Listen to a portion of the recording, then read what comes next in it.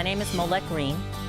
I am from Washington, D.C. I went to school at Howard University and graduated with a degree in broadcast journalism. Being a television news reporter, it's a male-dominated industry. So trying to find my way was a challenge.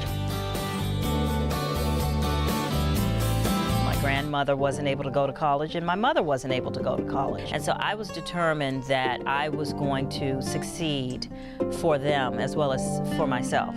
They weren't able to do some of the things that I was able to do. And I got my first job in Meridian, Mississippi. That was crazy to my family. Like, do they have paved roads? What about racism? And I said, I have to do this. My world was largely African American and inner city. And this world of broadcast television is a white man's world. He hired, he fired, and women are told what to look like, what to wear, and how to talk. When I first started out in the business, Molette Pendleton was my name. My boss, who was a white man, a nice guy, but not really experienced around African Americans. But he was the news director, and he wanted to change my name because it sounded too ethnic. So he wanted to change my name to Molly. Molly Pendleton would have been my name. So I would have said, good evening, everyone. Welcome to the news. I'm Molly Pendleton. I said, oh my goodness, I really want to be in this business.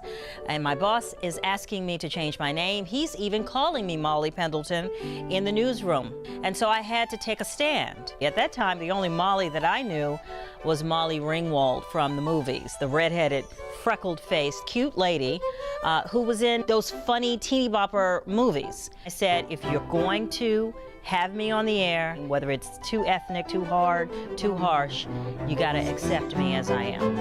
I am Molette Pendleton. I want our young boys and young girls to see that the world is bigger than their little space. You have got to take risks in life. If you do not take a risk, if you do not reach for your dreams, you will regret it in the end, and you will never be able to give your family, your community, and the world the best that you are. What I'm seeing today with this generation is this sense of entitlement. Well, I love the idea of feeling that you are worth more than what society may tell you. You just know it. That's great. But I think that we also need to be realistic. You're going to have to put in the work. Makers,